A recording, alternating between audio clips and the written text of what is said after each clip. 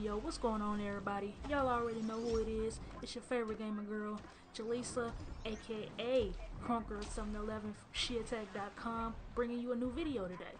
So if y'all looking at the screen right now, this is Horizon Zero Dawn. I've given my first impressions on my channel if y'all want to check that out, but I decided to come on SheAttackTV and give some more impressions on this game. I got a lot more hours in it. The first impressions I gave was like maybe the first 2 or 3 hours. Right now I'm deep in the game, but I'm not deep in the game because I'm slow walking it. I'm not in no rush to beat it. I'm having fun with the game.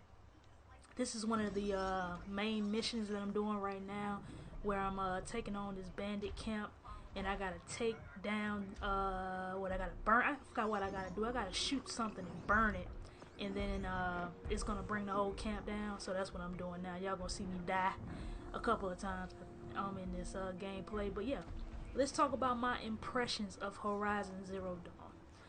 I have to say that I am so proud of Guerrilla Games for changing up, man, for doing something different, and I'm proud of Sony for letting Guerrilla Games try something different. This is their first RPG, first game, if I'm not mistaken, that they've done outside of a first-person shooter. This is the first time they've tried anything different. I think they may have had one more different game, but nobody really played it like that. But y'all can back me up and see if that's true or not. But yeah, Killzone has always been the #1 franchise for them.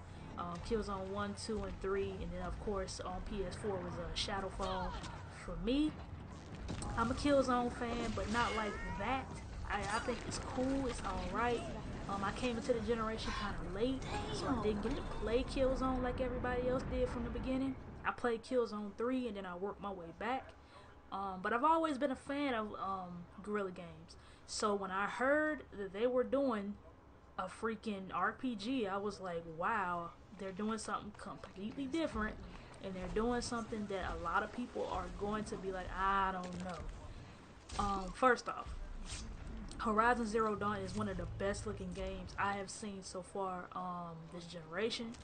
It is very well done. The character models look extremely good. Combat is very smooth.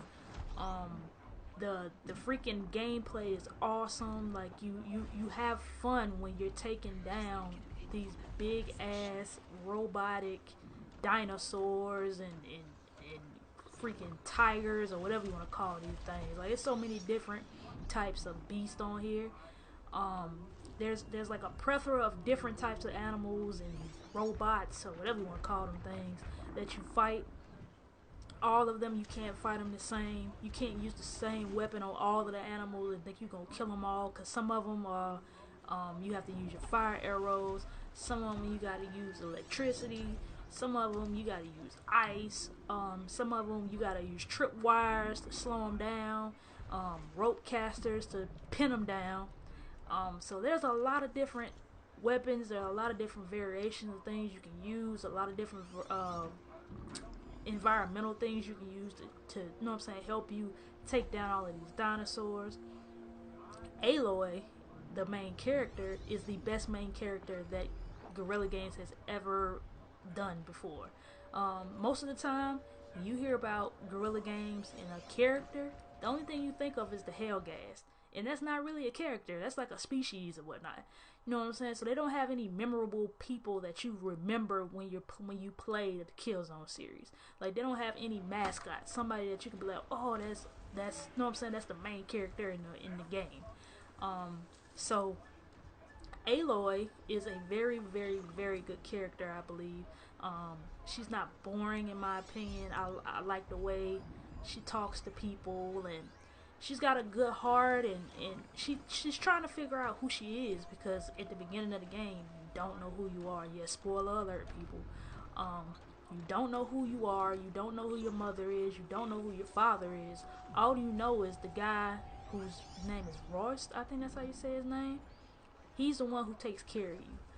Other than that, you don't know anything about the people or the tribes that are around you. At the beginning of the game, you're an outcast.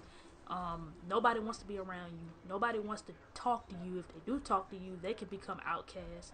And when you become an outcast, you have to live out within your means where the damn robotic dinosaurs are at, and you have to fend for yourself.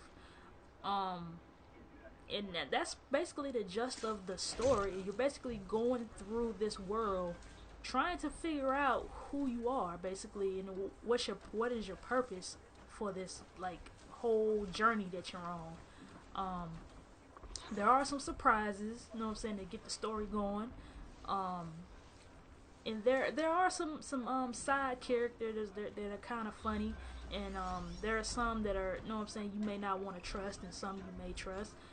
There's a wheel that when you have conversations, you can pick and choose certain ways you want to go about a different situation. You want to be mean, or you want to be loving, or whatever, you know what I mean? So they have that. I don't know if it changes the story per se, because I'm not far enough where it may change the story.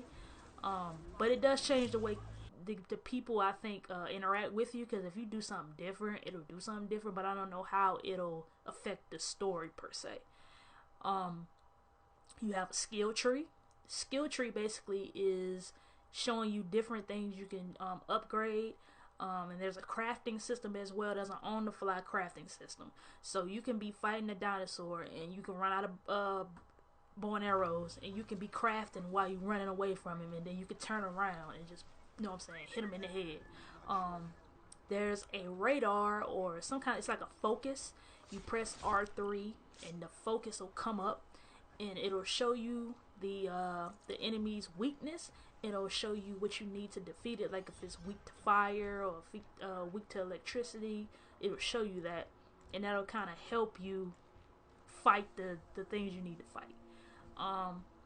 You also are gathering for potions. You're hunting to make your pouches better, so you can hold more stuff.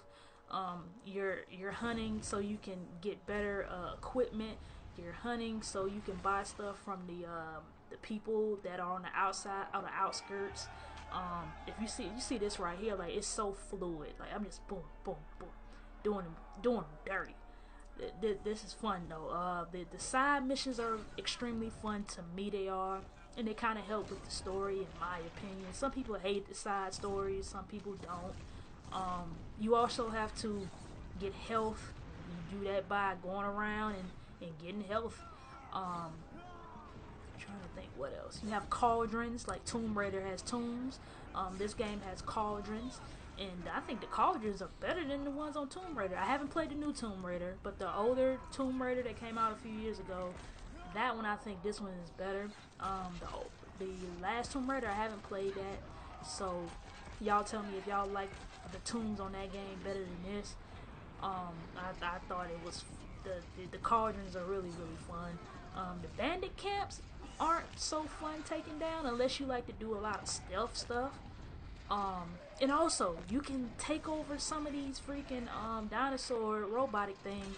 Not all of them, but some of them you can use your focus, and you can take them over, and you can ride them, make them fight, and all of that stuff, man. Like, it's really deep. But when you fighting the humans, I can say that's one flaw about this game. When you fight the humans, the gameplay it's not better. It seems like it's less fun. So they need to work on the AI for the second game, I think. They need to make them maybe more aggressive, or have you to have a lot more hand-to-hand combat when it comes to fighting those things. So when you fighting the regular humans, it's boring. The only time you really having fun is when you killing these big ass things right here, these dinosaurs, or the birds or whatever. It's a lot. Oh, look at that. This game is just awesome, man. It's fun when you doing this stuff, and the more and more stuff that you gather and get, the more and more stuff that you find when you go outside of the motherland, or whatever you want to call it. The more and more you doing this game, the more and more it's like, yo, this game is dope. I am proud of Killzone developers, Guerrilla Games. I am so proud of them, because they did something that I didn't know if they were going to be able to do. They gave me a really good story so far. They gave me a really good main character that I think they can build a franchise around. And they did a pretty good RPG, and they took a lot of elements from different games like Far Cry, Primal, and Tomb Raider, and then they also had some people come in and help them with this game too. The people from Fallout, and I think some people from The Witcher. So this is a very good franchise. I think they can keep going, and I would like them to actually start another franchise and have two different ones, and kind of leave Killzone in last generation and start something different. You know what I mean? I think every generation Sony needs to start killing all franchises like they always do. I don't think this generation should change anything. They always kill freaking franchises. I hate it sometimes, but I think in the end it pays off for them because they give us something different. I hope this last God of War we get, I hope that's the last one. I want more Neos. I want more Horizons. I want more mascots. I'm ready for Nathan Drake to say bye and give me something different. And Sony's always done that for me specifically. They always give me something new. They always give me a new mascot, a new person to like, a new game. They always do give, you know what I'm saying, give sequels too.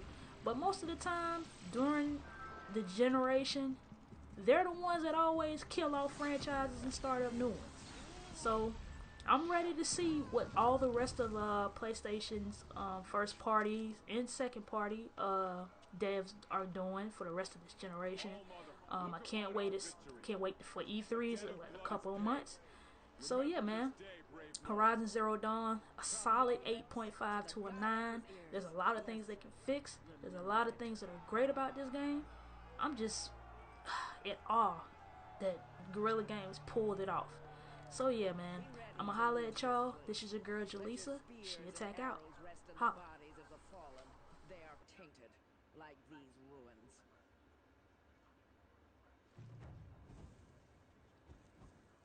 It's over. They won't be able to kill again. The killers, this corruption, they're all parts of the mystery I'm chasing.